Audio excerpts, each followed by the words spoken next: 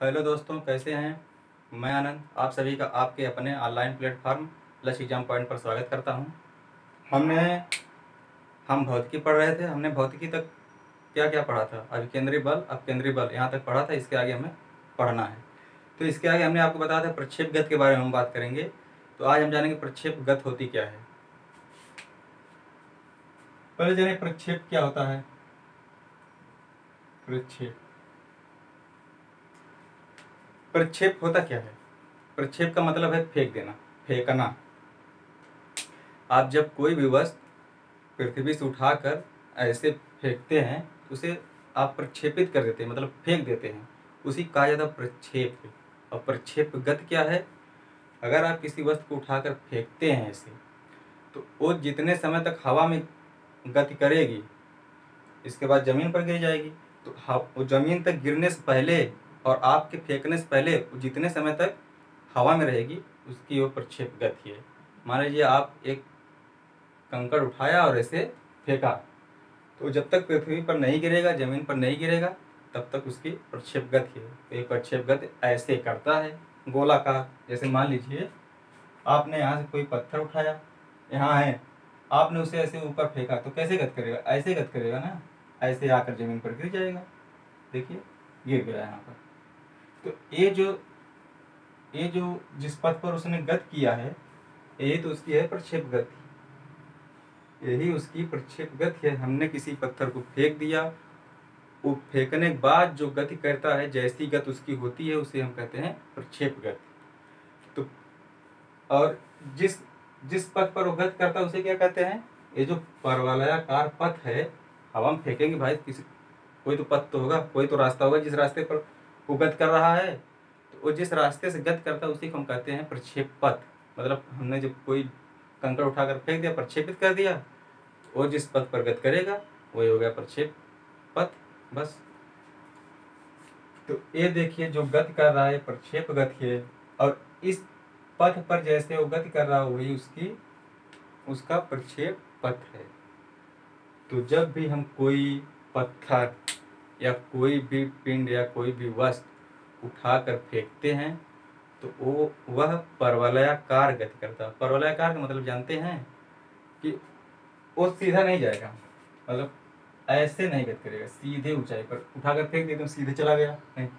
परवलयाकार का मतलब होता है गोलाकार, थोड़ा पूरा गोला ना हो लेकिन थोड़ा गोलाकार हो, अर्ध गोलाकार टाइप का हो। चंद्राकार जानते हैं ना, चंद्रमा कैसी होती है, ऐसी होती है चंद्रमा। देखिए तो वो ऐसे गति करता है, इसी को हम कहते हैं परवलयाकार। जो पूरी तरह से वलय जिसमें ना हो वही है परवलयाकार। तो आइए हम जानते हैं प्रक्षेप। अब तो आपको पता हो गया होगा प्रक्षेप क्या है, प्रक्षेप गति क्या है, प्रक्षेप पथ क्या है। और कुछ भी जानते हैं।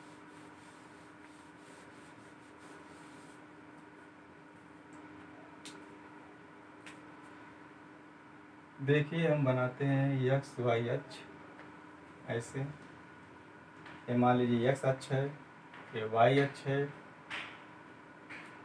इसे हम धरातल पर ऐसे दिखा देते हैं, या क्षैतिज दूरी है, क्षैतिज। और ये ऊर्ध्वाधर मतलब ऊपर की तरफ दूरी है। देखिए जब ऐसे दूरी होगी तो इसे हम ऊर्ध्वाधर बोलते हैं, और जब ऐसे होगी तो इसे क्षैतिज। मान लीजिए मैं ऐसे चल रहा हूँ, कैसे जा रहा हूँ, क्षैतिज जा रहा हूँ ना, तो इसे हमारी क्षैतिज गति होगी। लेकिन अगर मैं यहीं पर कूदने लगूँ ऐसे ऐसे, तब अगर कूदने लगूँ तब क्या होगा, तब तो हमारी गति कैसे हो जाएगी, लंबवत, मतलब ऊर्ध्वाधर गति। हमने किसी पिंड को उठाकर सीधे फेंक दिया तो कैसी गति करेगा, ऊर्ध्वाधर करेगा ना, ऊपर जाएगा। तो हम जब भी किसी पिंड को फेंकते हैं तो वो दो प्रकार की गति करता है। एक तो ऊपर जा रहा है, अगर आप किसी भी कंकड़ को उठाकर फेंक रहे हैं, मान लीजिए आप गेंद खेलते हैं ना, गेंद उठाकर फेंकते हैं, गेंद ऊपर तो जा रही है लेकिन साथ में वो कुछ दूरी भी ऐसे तय कर रही है क्षैतिज में। आप यहाँ से गेंद फेंकते हैं, दूसरा आपका दोस्त होता है वहाँ, वो कैच कर लेता है। कैसे करता है, ऐसा तो नहीं गेंद ऊपर फेंके आप सीधे ऊपर गई फिर यहाँ पर आकर गिर गई, ऐसा तो होता नहीं है। आप फेंकते हैं, वो आपका जो सामने वाला दोस्त है वो कैच कर लेता है। तो गेंद जो है क्षैतिज दिशा में गति करती है। क्षैतिज का मतलब होता है सीधा ऐसे। तो जब हम किसी पिंड को उसके मूल बिंदु यहाँ से प्रक्षेप बिंदु से, इसे हम कह सकते हैं प्रक्षेप बिंदु। जब यहाँ से हम किसी पिंड को उठाकर फेंकते हैं ऐसे ऊपर की तरफ, ऐसे फेंकते हैं तो ये ऐसे ऐसे गति करता है, गति करते करते करते करते आकर गिर जाता है। यहाँ पर आकर वो गिर गया। बढ़ाने में क्या पानी, ये तो लाइन है, बढ़ा लिए हो गया। तो इस पॉइंट पर वो गिर गया।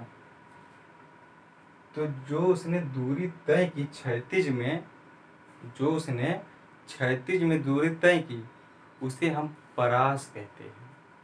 जैसे धरातल पर वो गिर, मतलब एक किसी एक स्थान से हम फेंक रहे हैं, एक हम धरातल पर खड़े हैं, धरातल कैसा भी हो सकता है, पृथ्वी पर है, छत पर, कैसे भी, तो हम धरातल पर फेंक रहे हैं यहाँ से, और यहाँ आकर धरातल पर गिर जा रहा है।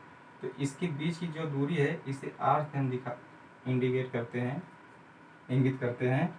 इसे हम कहते हैं परास।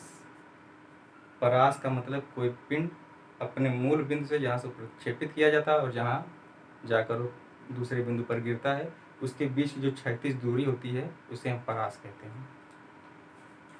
और एक चीज़ और, अगर आप पिंड को फेंक रहे हैं, देखिए जैसे फेंक रहे हैं तो साथ में ऊपर भी जा रहा है, देखिए ऊपर जा रहा है यहाँ तक, और आगे भी बढ़ रहा है, ऐसे ऐसे देखिए, इधर भी आ रहा है पिंड, आगे भी बढ़ रहा है, ऐसे देखिए ऊपर जा रहा है, ऊपर जा रहा है, और ऊपर साथ साथ देखिए इसके सापेक्ष देखिए यहाँ पर है, फिर यहाँ तक, इसका मतलब है यहाँ इधर भी जा रहा है, आगे भी बढ़ रहा है। तो ये ऊपर जा रहा है और इधर भी, मतलब दो अक्ष पर गति कर रहा है। एक तो ये वाई अक्ष पर ऊपर जा रहा है, दूसरा एक्स अक्ष पर क्षैतिज जा रहा है। तो इसके बराबर क्या होगा, इसकी गति यहाँ क्या होगी, ऊपर की गति क्या होगी, इसे हम कहते हैं यू वाई बराबर। तो यू वाई बराबर होता है यू साइन थीटा। क्योंकि भाई देख, कुछ तो कोण बना रहा है पृथ्वी से, कुछ तो कोण इससे भी बना रहा है। तो ये जो कोण है वही कोण यहाँ पर हम लिखे हैं साइन थीटा, और जितना कोण यहाँ पृथ्वी से बनाएगा। क्योंकि आप जानते हैं या नहीं जानते होंगे, जान लीजिए, अगर आप किसी पिंड को 45 अंश अक्षांश पर फेंकते हैं तो अधिकतम ऊंचाई तक हो जाएगा और अधिकतम दूरी तय करेगा। इससे मान लीजिए आप वो देखे हैं, डब्बे में पानी भर दीजिए, एक नीचे छेद कर दीजिए, एक ऊपर छेद कर दीजिए, एक बीच में। अरे भाई ऐसा डब्बा है कोई, मान लीजिए आप एक छिद्र यहाँ कर दीजिए, एक छिद्र यहाँ कर दीजिए और एक छिद्र यहाँ कर दीजिए। तो सबसे ज़्यादा दूरी तक कहाँ से पानी फेंकेगा, कौन से छिद्र से सबसे ज़्यादा दूरी तक पानी गिरेगा। देखिए यहाँ धरातल देखिए, यहाँ पर धरातल इसे तुरंत मिल जा रहा है, मतलब पानी नीचे गया नहीं, धरातल इसे तुरंत मिल गया, इतना दूर तक है। इसे ये ऊपर है, दबाव पानी के नीचे बनेगा नहीं। देखिए जब आप किसी चीज़ पर दबाव डालते हैं तो उसमें फैलाव होता है, आप जानते होंगे, आप ही हैं या कोई वस्तु है। अब अगर आप गांव से बिलोंग करते होंगे तो आपने देखा होगा कि जब किसान बोरे वोरे बांधते हैं तो कई दफ़ा होता है, जब ऊपर से दाब डालते तो फट जाता है, फैला होगा ना, इसीलिए फट जाता है। तो जब आप ऊपर से दाब डालेंगे किसी वस्तु पर, या फिर ऐसे समझ लीजिए रबर है, रबर पर आप ऐसे दबाव डाल रहे हैं तो रबर फैल जाता है, इससे फिर छोड़ देते सिकुड़ जाता है। स्प्रिंग है, स्प्रिंग पर आप दबाव डालते हैं तो बटोर जाती है मतलब वो सिकुड़ जाती है, और जब उस पर से दबाव छोड़ते हैं तो अपनी पुनः अवस्था में आ जाती है, या उसे फैला देते हैं फिर पुनः अवस्था में आ जाती है। ठीक है, तो इसका वेग सबसे ज़्यादा होगा, यहाँ तक होगा, क्योंकि 45 अंश का कोण बना रहा है, इसका वेग कम होगा इसके अपेक्षा। समझ रहे हैं, 45 अंश पर जब कोई वस्तु हम प्रक्षेपित करते हैं तो वस्तु ज़्यादा दूरी तय करती है क्षैतिज में। तो इसके बराबर, और एक क्या है, क्षैतिज है, हमें ए एक्स अक्ष पर दिखा रहे थे, इसके बराबर क्या होगा, यू काश थीटा। और इसी प्रकार एक स्थिति यहाँ होगी कि पिंड नीचे आना शुरू करेगा यहीं से, यहाँ पर ये कहीं नहीं जा रहा है, यहाँ पर बस ये रुक गया, ना ऊपर जा रहा ना नीचे, लेकिन ये क्षैतिज में जा रहा है, थोड़ा भी जाएगा लेकिन क्षैतिज में जाएगा। तो यहाँ हो जाता है यू वाई बराबर हो जाता है 0, लेकिन यू एक्स बराबर हो जाता है यू काश थीटा ही रहता है। इसी प्रकार जब पिंड यहाँ था, देखिए नीचे आ रहा है, इससे आगे भी जा रहा है, देखिए नीचे भी आ रहा है और आगे भी ऐसे जा रहा है ना, क्योंकि देखिए यहाँ पर गिर रहा है, नीचे यहाँ पर गिरता है, तो कहाँ यहाँ पर है ना, इसलिए आगे जा रहा है तभी तो यहाँ पर गिर रहा है, नहीं तो अगर यहीं पर गिर जाता तो यहाँ जाता। तो यहाँ पर हो जाएगा यू वाई बराबर माइनस, क्योंकि नीचे आ रहा है, ऊपर नहीं जा रहा है, अब नीचे आ रहा है, जी का मान बढ़ रहा है नीचे, माइनस यू साइन थीटा। और इसी प्रकार से ये इसमें कोई परिवर्तन नहीं हुआ, क्योंकि क्षैतिज जा रहा है, क्षैतिज में उसमें कोई परिवर्तन हो नहीं रहा है, उसी वेग से बढ़ रहा है आगे, तो यू काश थीटा ही रहेगा। उम्मीद करता हूँ इतना ये आपको समझ में आया होगा। और एक इसकी अधिकतम ऊंचाई होती है। देखिए कोई भी पिंड आप जब फेंकेंगे, आपने कुछ वेग से फेंका होगा, जब उसका वेग शून्य हो जाएगा, एक स्थिति ऐसी आएगी जब उसका वेग शून्य हो जाएगा, जब शून्य होगा तो वो ऐसे रुक जाएगा, थोड़ा रुकेगा नहीं, मतलब उसका वेग शून्य हो जाएगा तो वो रुक ही जाएगा ना, हमारा वेग शून्य है, हम खड़े हैं, अब उस पर जी का मान काम करने लगा, नीचे फेंक रहे हैं तभी तो जी का मान काम कर रहा है, लेकिन आपने जी के मान से ज़्यादा वेग, आप जी के मान से ज़्यादा बल लगाया और फेंक दिया, तो जी का मान जो है उसे रोक नहीं पाया, इसलिए ऊपर जा रहा है। लेकिन जब जी का मान उस पर बराबर काम करेगा तो उसको रोकने का प्रयास करेगा, एक समय ऐसा है कि जब उसे वो रोक लेगा वो ऐसे हो जाएगा। अब इस पर जी का मान काम कर रहा है, लेकिन उसकी जो क्षैतिज गति है ऐसे वाली, वो गति उसमें विद्यमान है, अब वो अभी भी ऐसी गति कर रहा है। अब जी का मान नीचे खींच रहा है, अब वो ऐसे गति करते करते नीचे आएगा, वहाँ देखिए उसका वेग स्लो हो गया, स्लो होते धीरे धीरे तेज हो जाएगा, नीचे आता है, वो जिस वेग से आप फेंके रहते उसी वेग से नीचे गिर जाता है। तो उसकी अधिकतम ऊंचाई होती है, ये देखिए अधिकतम ऊंचाई होती है यच, इसे हम यच से प्रदर्शित करते हैं, यच से दिखाते हैं। तो इसका उपयोग हमें वर्णन करने के लिए नहीं आता, इस पर क्वेश्चन दिया होता है उसे सॉल्व करने के लिए, या फिर कुछ एप्लीकेशन दे देता है इस पर, जैसे गेंद फेंकते हैं कैसे गिरती है, या फिर आपको रॉकेट के बारे में दे देगा, जहाज़ के बारे में, जो वायुयान है उसके बारे में दे देगा, वो कैसे ऊपर जाता है, कुछ ऐसे एप्लीकेशन भी हैं। तो एप्लीकेशन आएंगे आप समझ जाएंगे उससे, लेकिन कुछ सूत्र हैं उसे आप याद कर लीजिए या जान लीजिए। जैसे एक होता है आवर्तकाल। हाँ, आवर्तकाल क्या होता है? आवर्तकाल देखिए, एक पिंड यहाँ से फेंके आप, यहाँ पर आकर गिरा, ये जितना समय हवा में रहा उतने समय को हम आवर्तकाल कहते हैं। मतलब किसी पिंड को हमने यहाँ से फेंका, वो पृथ्वी पर गिरने से पहले और हमारे फेंकने से पहले कितने समय तक वो हवा में गति किया, तो वो जो उसकी होती है वो आवर्तकाल, टी समय, मतलब कितने समय तक वो हवा में गति कर रहा है, तो वो हमारा आवर्तकाल होता है, उसे हम टी से प्रदर्शित करते हैं। और टी बराबर हमारा होता है 2u sine theta, 2u sine theta बटे जी, ये हमारा होता है समय। आपको देखिए समय दे देगा, u का मान दे देगा, g का मान आप जानते हैं, कोण पूछ लेगा तब भी आप निकाल लेंगे। और अगर आपको कोण दे दिया, u का मान दे दिया, g का मान जानते हैं, t का मान पूछ लिया तब भी आप निकाल लेंगे। आपको एक ही मान निकालना होगा, वो दिया होगा और सारा।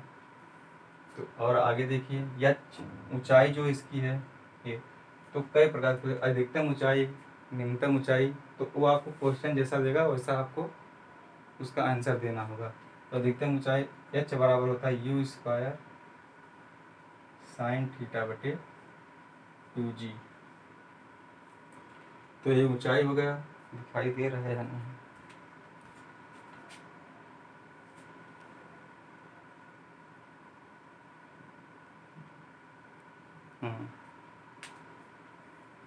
दिखाई नहीं दे रहा तो भाई अब दिखाई दे रहा होगा आपको। एच बराबर होगा यू स्क्वायर साइन थीटा बटे 2g। और एक सूत्र और आपका है परास, ये जो परास है ये दूरी, इसके लिए भी है आर बराबर आपका होगा u स्क्वायर साइन 2 थीटा बटे g। ये 3 सूत्र हैं जो आपके प्रक्षेप गति से रिलेटेड है। इससे आप लिख लीजिए या स्क्रीनशॉट इसका ले लीजिए। इसमें बस इतना ही है। और इसके बाद हम बल के बारे में जानेंगे। बल क्या होता है, आप बैक करके स्क्रीनशॉट ले लीजिएगा। हमने आपको बता दिया प्रक्षेप गति के बारे में। अगर हम किसी पिंड को प्रक्षेपित करते हैं तो वो जितना समय तक या जितने समय तक हवा में रहता है पृथ्वी पर गिरने से पूर्व, वह उसकी प्रक्षेप गति कहलाती है। ये प्रक्षेप गति है। हमने प्रक्षेप पथ के बारे में बताया कि कोई भी पिंड जितने समय तक हवा में जिस पथ पर वो गति करता है उसे हम प्रक्षेप पथ कहते हैं। हमने प्रक्षेप के बारे में बताया। प्रक्षेप का मतलब होता है फेंकना। हमने किसी वस्तु को फेंका तो उसे हम कह सकते हैं हमने प्रक्षेपित कर दिया। और हमने ऊंचाई के बारे में बात की। अधिकतम ऊंचाई, जब पिंड का u मतलब उसका वेग शून्य हो जाए तो अधिकतम ऊंचाई पर होता है। और हमने परास के बारे में बात की और हमने 3 सूत्र देखे। अब इसके आगे हम देखते हैं। हाँ, एक चीज़ और देख लेते हैं, घूर्णन गति।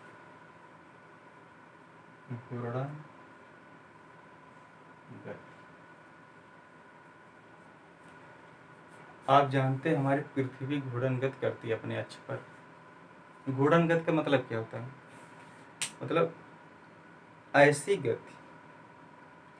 गति जो अपने अक्ष के सहारे या अक्ष के सापेक्ष गति करती है। जैसे मान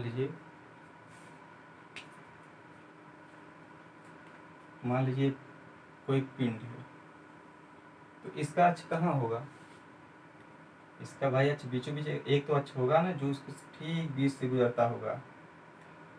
एक ऐसा बिंदु होगा, 2 बिंदु ऐसे होंगे इसके जो एक दूसरे के लंबवत एक सीधी रेखा में प्रतिच्छेदित करते होंगे। देखिए यहाँ पर छेदित कर रहा है ना तो अब अगर हम ये देखिए, हमने मान लिया एक डंडा लगा है, सींग या डंडा, और इसे हम मान लीजिए क्या है, कद्दू मान लीजिए उसे। हमने कद्दू में बीचों बीच से डंडा लगाकर उसे ऐसे घुमा रहे हैं या ऐसे घुमा दिया तो क्या कर रहा है, घूर्णन गति कर रहा है ना ऐसे। तो वो इसी पॉइंट के सहारे कर रहा है, इसी पॉइंट के सहारे, इसी के चारों ओर ऐसे ऐसे ऐसे ऐसे घूम रहा है। इसे हम कहते हैं घूर्णन गति। एक होता है घूर्णन बल, बल आघूर्ण, ये तो घूर्णन गति। एक होता है बल आघूर्ण। अभी हम बल पर चलेंगे, बल आघूर्ण इसे हम जान लें। इसके बाद इसे हम टाउ से प्रदर्शित करते हैं, इसे जानना है सिर्फ। बल आघूर्ण का मतलब होता है ऐसा बल जो किसी वस्तु को घुमा दे, ऐसा बल जो किसी वस्तु को घुमा दे। देखिए ना, घूर्णन गति है, इस पर कोई तो बल लग रहा है जो इसे घुमा रहा है, ऐसे ऐसे ऐसे ऐसे गोल गोल घुमा रहा है। यही बल आघूर्ण है। बल आघूर्ण, आप अगर किसी बिंदु पर बल लगा रहे हैं, ऐसे यहाँ पर अगर बल लगा रहे हैं, आप उस बिंदु से जितनी दूरी पर किसी जिसके हम समझते हैं ऐसे, देखिए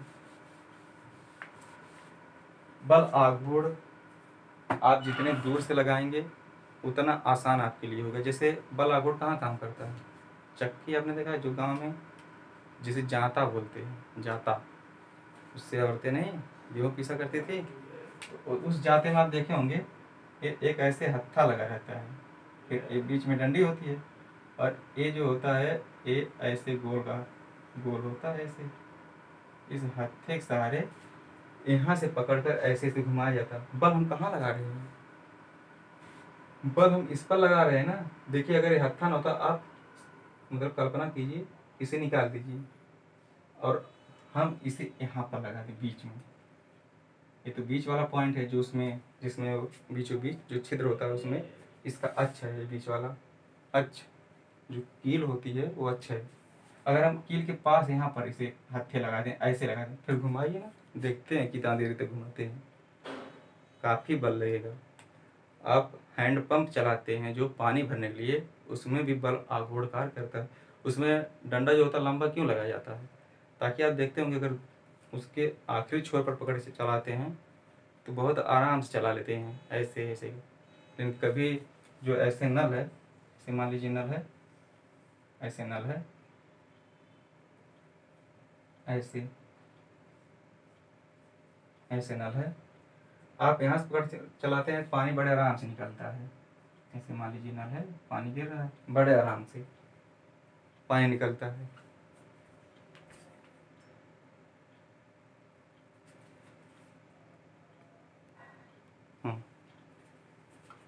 तो ठीक है, तो बड़े आराम से यहाँ पानी निकलता है। कभी आप यहाँ पकड़ कर चलाइए, शरारतें किए होंगे बचपन में, हमने भी किया है, आप भी किए होंगे। यहाँ पकड़ चलाइए, बहुत बल लगता है चलाने के लिए, बहुत ज़्यादा बल लगाना पड़ता है यहाँ चलाने के लिए। तो यहाँ पर बल आघूर्ण कार्य कर रहा है, मतलब वो किसी चीज़ को घुमा दे रहा है, ऐसा बल जो किसी चीज़ को घुमा दे। तो जब हम यहाँ चलाते हैं तो ये इसे घुमा देता है। यहाँ पर एक चलाने के लिए हम उसमें नट डाल देते हैं या कोई भी मतलब कील डाल देते हैं ताकि उसके सहारे वो घूम सके, डंडा जो इसका है ये। तो हम घुमा रहे हैं ना, तो वही बल आघूर्ण है। और बल आघूर्ण टाव बराबर होता है एफ गुणे यल। यल क्यों है बताते हैं,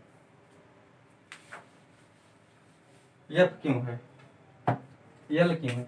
यल का मतलब लंबाई होता है, आप भी जानते हैं। एफ का मतलब बल होता है, आप भी जानते हैं। तो आपने ये नल है, ऐसे है, ऐसे,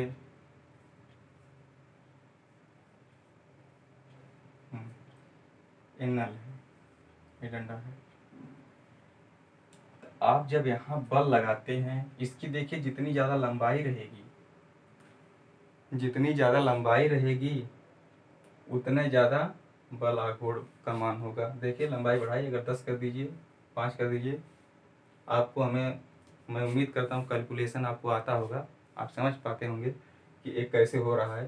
तो अगर लंबाई इसकी हम और बढ़ा दें, तब और ज़्यादा लंबाई बढ़ा दें तो एक समय ऐसा आएगा, ऊपर उठा कर छोड़ दीजिए, अपने आप नीचे गिरेगा, पानी निकलता रहेगा।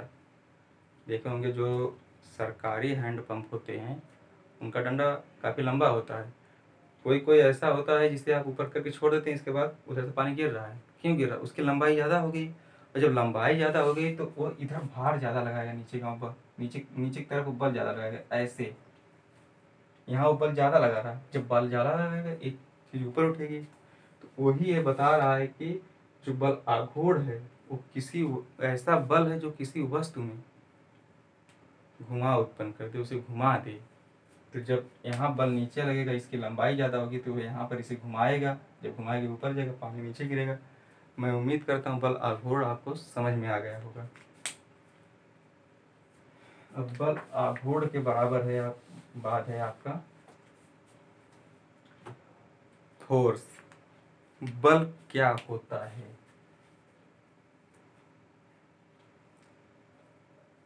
बल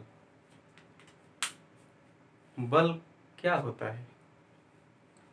कभी आपने सोचा है कि जो कुछ हम करते हैं क्या वो सब कुछ बल है।